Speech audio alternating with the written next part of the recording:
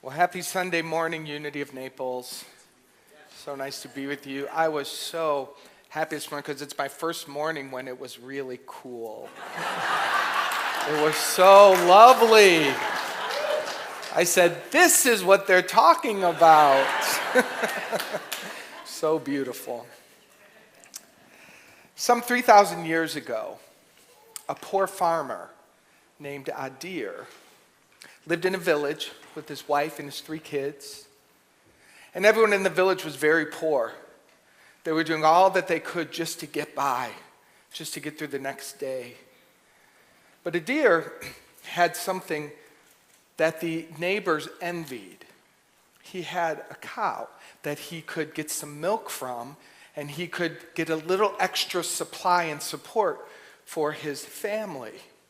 Now, this isn't a big, nice, round, beautiful cow like you'd see out on our plains. This was a skinny cow. A very, very skinny cow. But that small amount, don't say it's not a cow, it's close enough.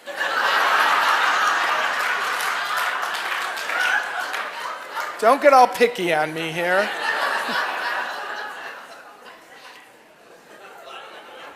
The cow, although it was very skinny, made a difference.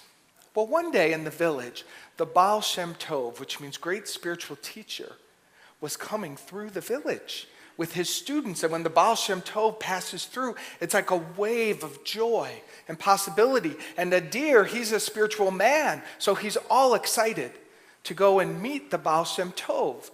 So he does, he goes out to the village square and he meets him, and to his amazement, the Baal Shem Tov with his students, about 9 students, comes up to Adir and says, we need a place to stay tonight and we need a meal. We've been traveling long hours. Could we come to your home? Well, Adir is so excited. He runs home and he tells his wife, we've got guests coming, and then he panics. He says, and we have to feed them. And they don't have anything in their cupboards. They don't know what to do. And he really wants to treat this spiritual man well, and so they make the decision that they're going to sacrifice their cow.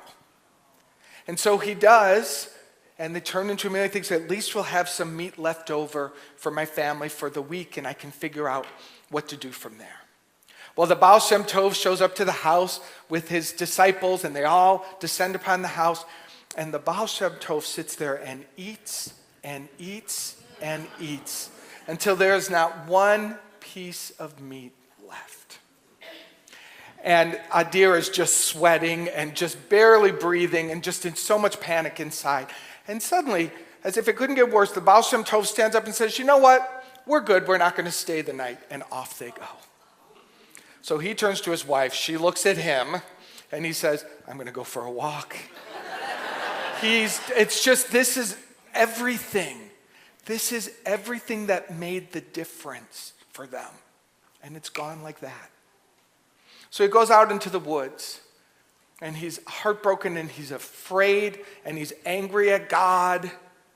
And suddenly he hears a voice coming from a distance in the woods, and he follows the voice, and he sees that a man who had been out hiking had fallen and hurt himself. He had broken his leg. And so he was calling out, unable to move. So Adir, being a very generous man, got some twigs and took his own shirt and tore it up and created kind of a brace for his leg and got him some water from the stream. And he said, what is your name? He said, his name is Mordecai. And Adir said, is this the Mordecai, the rich Mordecai from the other village who has more money than anyone? And Mordecai says, yes, that's who I am. And Adir says, oh, it must be so nice to have what you have. And I have nothing. And Mordecai said to him, you would think it would be, but I don't trust anybody. My family could care less if I were out here. They would love for me to die so that they could have my money. So they sit for a while, and then Adir helps him get up and takes him to a neighboring town where he drops him off to a friend, and the friend helps Mordecai be taken care of.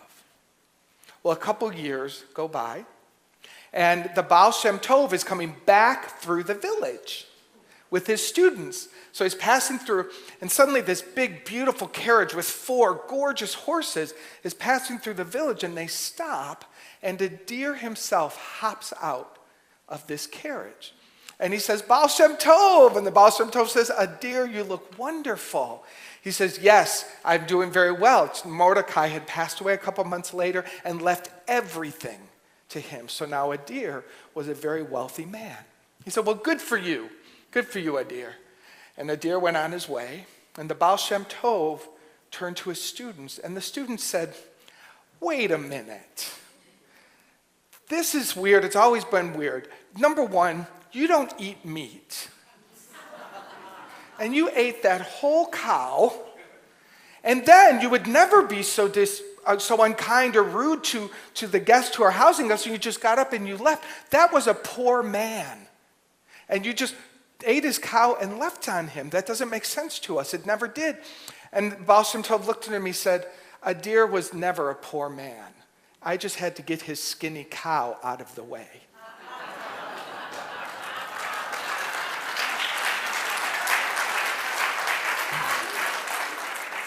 Good story, yes? Very good story.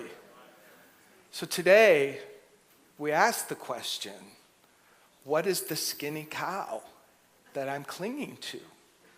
Where in my life have I got so seduced that this is just enough to get by on, that we have forgotten that God is our source, that we have forgotten that there's always something else possible for us when we are willing to let go. You can't cling to the dock and sail at the same time. You might know that, but in case you didn't, but how many times do we find ourselves clinging to the dock, dreaming of sailing? How many times do we find ourselves just wanting to make a simple change, a simple choice, or we feel life calling us, saying, it's time to grow. It's time for something new. It's time for us to let go. Oh, we don't like the letting go game, do we? It just doesn't seem fair. I don't mind it when other people have to do it, I'll be honest with you. I'm very helpful. But when it's my turn, I don't like it. It's hard. It's scary. I don't know who I'm going to be. I don't know what's next. And I can in my fear think, is there a next?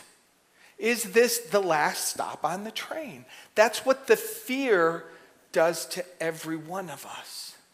And that fear causes us to contract, to disconnect from our power source, which is, for me, the name of God, life, love, whatever word you use. And then we find ourselves feeling alone and broken and contracting. We can't hear new ideas, and any change that's coming our way feels monumental. And yet, life, we know this, life is saying to us, time to change and grow, time to let go, time to change and grow, time to let go. And this is why we need each other, and this is where this spiritual community makes a difference, because when we anchor ourselves in the truth that there is no skinny cow that is my source, and if I'm willing to go out into the wilderness representing the expanded consciousness, a place of the unknown, if I'm willing to go there, I will be met by something I've never been met with before. Yes. Mordecai represents a new opportunity. Adir never would have had the opportunity to meet him had he not been forced to let go. And that's what we want to rise above. You see, you're going to let go. Whether by force, right? It's going to happen. It's going to happen. We all have walked enough years in this room to know that when the time comes to let go, it will be done. Who will I be in relationship to it? Last week, we talked about the idea of faith being focus. Where you put your focus is your faith. And so our practice is to put our focus over and over and over on not trying to figure out what's for us in the wilderness, but focusing on knowing that underneath all of this, undergirding your life, is the very substance of life. And it is never ending, it's always flowing. It will truthfully flow for us once each one of us lays the body down. It won't end there. But that's just an intellectual concept, and for some of us, a hope. I know it as a truth, I really do, but we're all different relationship to it. But in the present moment, leaving the future alone, surrendering the past, we can stand in the center of that substance and say, there's always good for me. There's always good here. And if I will let go, I will grow. I will grow. And I know I'm hearing it in myself and I'm hearing it in some of your heads, but I don't like it. That's okay. You can learn. The more spiritually anchored we become, the more we can learn to enjoy the changes of the season, the coming and the going, because we're anchored in the constant, the absolute, over and over and over. So take a moment and think, where am I clinging to a skinny cow? Is life saying it's time to let go of that relationship, that way of expressing yourself? Is it time to make a shift? Is there a movement happening in your life? One of my dear friends, who is a wonderful spiritual teacher up in Chicago, she always talks about it like it's your classroom. Each of us has a classroom that we're in. And sometimes the lessons are going to be about letting go. Sometimes the lessons are going to be about receiving. Sometimes the lessons are going to be about being happy. Sometimes they come in all different packages. But when it's your classroom and it's your turn, it's your turn. And if you can stand in the face of it and say, God is my source, I am always supplied and cared for, it's my turn. And it doesn't negate, in fact, it welcomes the feelings, it welcomes the emotions, it uses all of them to help create change when it's coming. But I love this story so much because it reveals the good to greater good that we can put our faith in. Every stage of life, I really do believe there's a next expression of good that's available to us. It will look differently in the different stages, but it's always perfect. It's always perfect for you. Take a breath. Are you willing to accept today that this universe adores you? Yes? Are you willing to accept today that one of its greatest joys is to fulfill your needs? And are we willing to really understand that it doesn't even have a choice? There's no being out there going, do I want to help them today or not? There is no choosing in the law of life. It just is. Again, we use physical laws as to show the analogy. Gravity doesn't choose to work periodically. You are pretty safe every morning when the feet go from bed to floor. There's no choosing in that law. It just is. And you never worry about it. You never think, oh God, I hope gravity works today. That's the kind of faith we transfer to the invisible source and supply and love for you. For you. It's about increasing our worthiness, isn't it? It's about laying down all that garbage from our conditioning about having to be more humble or play small or whatever the meekness of that we were told to be. Being meek is a beautiful way to be humble to God, but not when it's at our own expense. And not when it's at forcing us to be unable to feel the love that is here for us. So, whatever your skinny cow is, I want you to be thinking about that this this week? What skinny cow is in my way? What am I clinging to? What am I holding on to that's blocking me from a new opportunity, a new friendship, a new place to play, a new place to grow, a new solution? Sometimes our skinny cows are the ailments that we have that we become so familiar with. We're clinging to that. About, what is it now? 10 years ago, I have 2 fake hips. They're both my beautiful friends. I love them. They work and they don't hurt. I'm so happy. But prior to that, being a dancer, I was in a lot of pain my whole 30s. I was cortisone shots and massages and acupuncture and just all kinds of stuff just to keep me working. And finally, I was like, I couldn't sit, I couldn't stand, I couldn't sleep. It was time. And but I was so familiar with it that it didn't even enter my mind that it could be gone. And I was working with one of my spiritual coaches, and he said to me, he goes, what if you could just be free of pain in your hip? And I was like, I got so trapped I didn't even fathom. I lost that as a possibility. I didn't even remember, and I was a new minister, being a spiritual teacher, and I had a blind spot because I had gotten so comfortable being in pain. And some of us may have that right now, going, oh yeah, I'm so comfortable, I just accept it as what is. That could be a skinny cow. And the moment that he said that to me, and I said, I'm open to that idea, everything fell in place. Everything. The insurance that wasn't possible was possible. Everything fell in place. Within 2 months, I was being given a completely brand new hip, and I will never forget the day I was sitting in the, maybe some of you know this, because I don't think I'm the only fake hip person in this room. I'm just guessing. I remember sitting in the movie theater going, my hip doesn't hurt.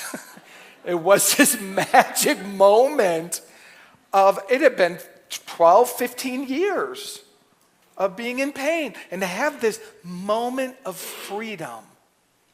That's what I'm talking about. My skinny cow was feeling chronic pain, was one of them.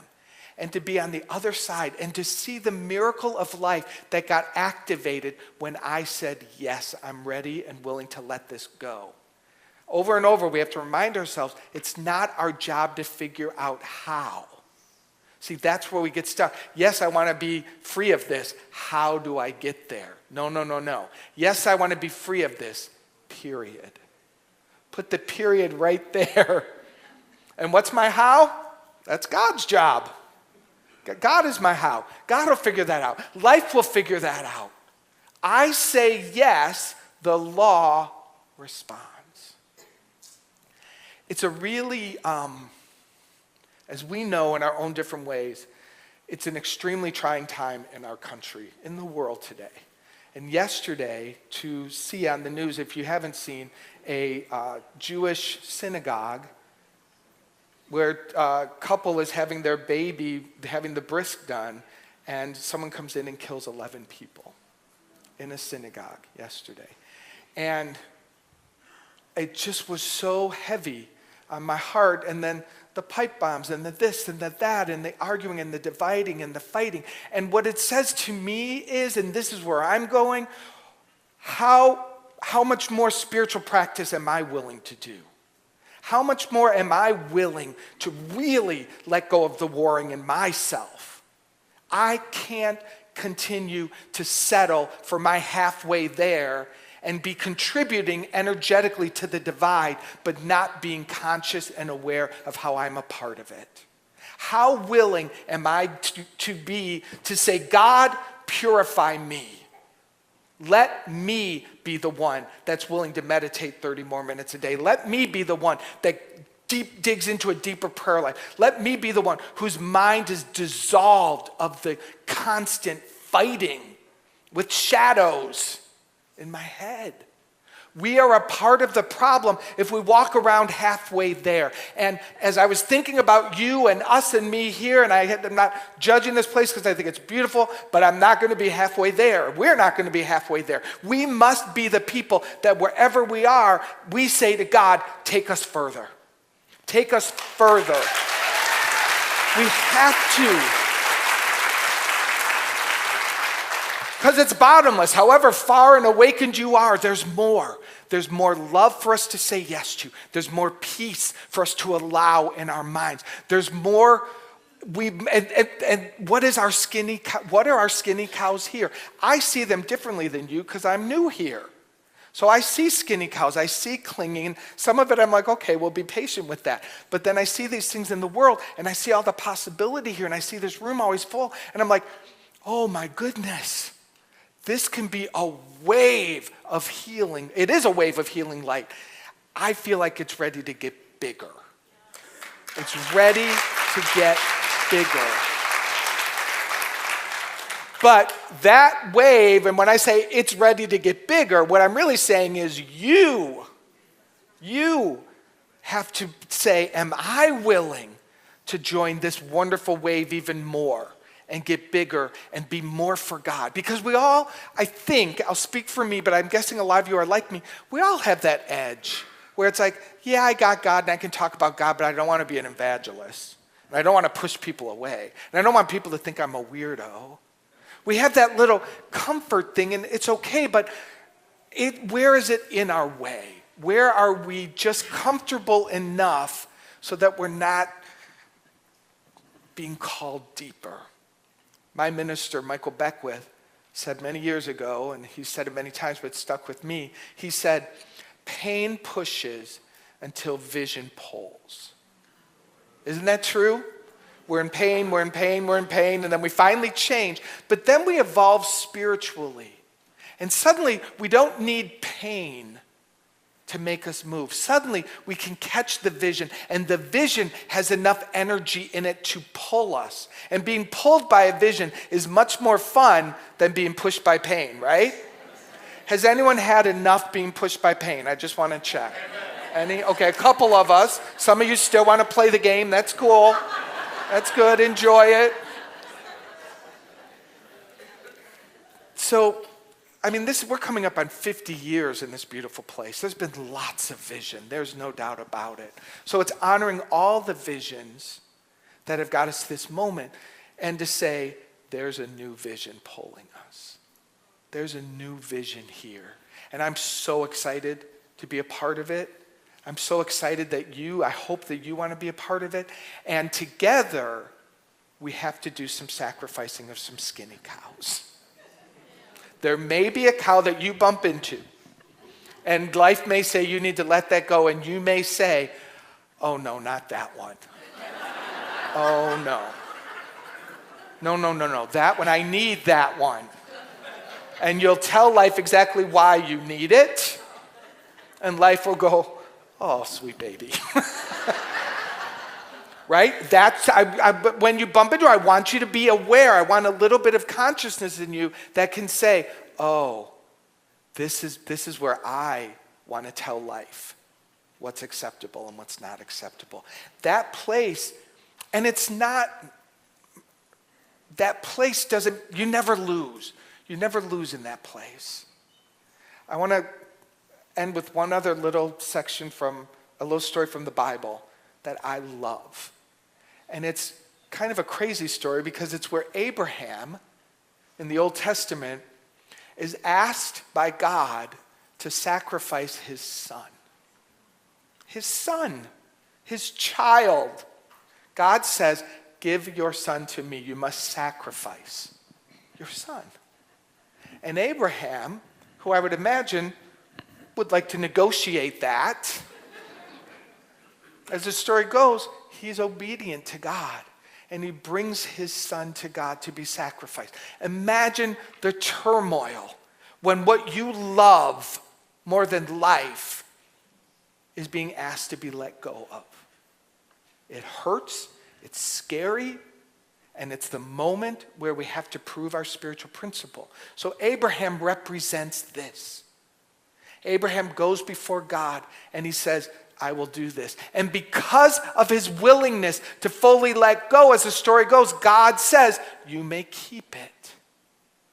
And it's not a test. It looks like God is testing me. But what it's saying to me is when I cling to anything and I lose the truth of God as my source, I will have to sacrifice it. But when I remember in back of all of the good that it's always God's source and things will change and move and flow, I become available for more. Do you get that? It's another way to look at this skinny cow surrender sacrifice game that I'm talking about here today. When we are willing to fully put God first and let go of everything else, we have everything. It's the paradox. And this is where we are. The world is in pain, it always has been, but the world also has a greater opportunity than ever before to have more light, more generous sharing, more awakening, more people experiencing a God that is kind and loves them and accepts them. That's what unity has been since its inception. That's what resides here. Exactly what the world's needing and wanting. Yay for you, yay for us. I think there's a call for greater good. I'm a part of it, and I'm deciding right now, so are you. I'm deciding for you.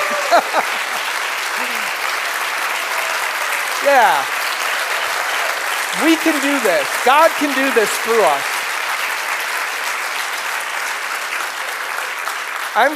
I'm just tired of the hurting. I'm tired of the hurting in me. I'm tired of the hurting in the world when I know there's a better way. I know it. We know it together. So put on your seatbelts or take them off, whichever way you want to go. 2019, we're going to ride. As we're moving forward, we're going to really, really have such opportunities for deep, deep practice. So take a breath with that. Turn within for a moment.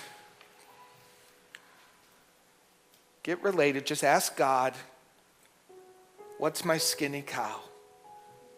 And just listen. Maybe there isn't one for you now, but just be open. Where am I being guided to just even loosen up a little bit? Just let go a little bit. If something comes to mind, all you have to say is, I place this on the altar of the Holy Spirit. You don't need to figure it out. If it's a relationship, put the person on the altar.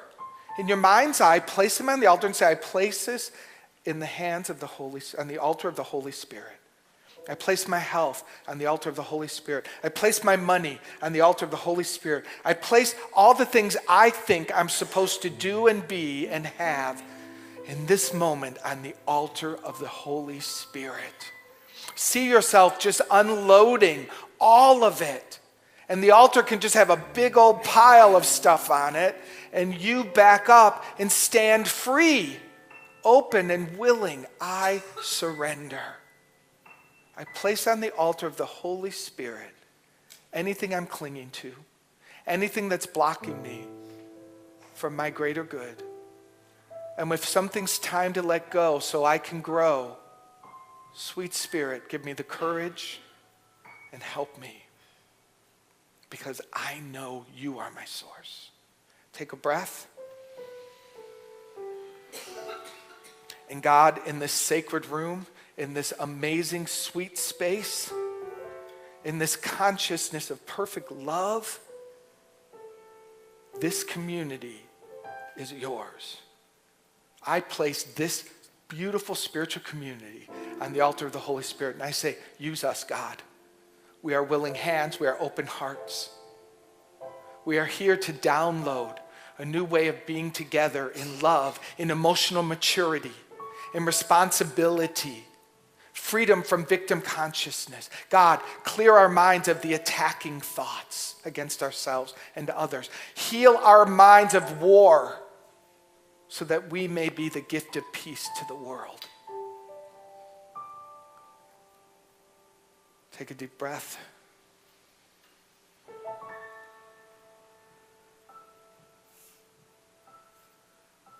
Thank you, sweet Spirit. Thank you, sweet Spirit, for answering this prayer. Thank you for helping us to become free from all the skinny cows that have been holding us back. Thank you for all the gifts and all the good and all the miracles that are possible for us now because we let go. And we take a moment and we send this light out into the world, especially to the Tree of Life Congregation Synagogue in Pittsburgh, who was devastated yesterday, but we know anchored in your power. We choose to know for our sister synagogue up in Pittsburgh. Never even met them. They are our sisters, our brothers. We know for them, because we can, that God is eternal. We know for them that only good shall be revealed. We know for them that there is a grace even now lifting them up and carrying them through the grief.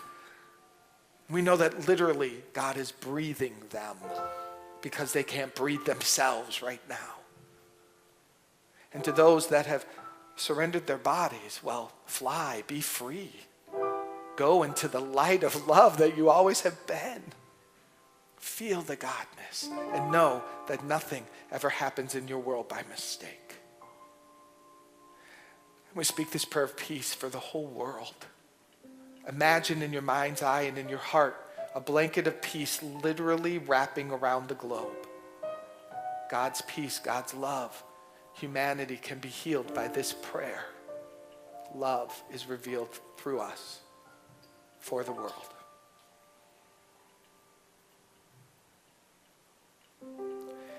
Take a deep breath. Grateful, grateful, grateful for the fulfillment of this prayer. I let it go. I let it be. And so it is. Amen.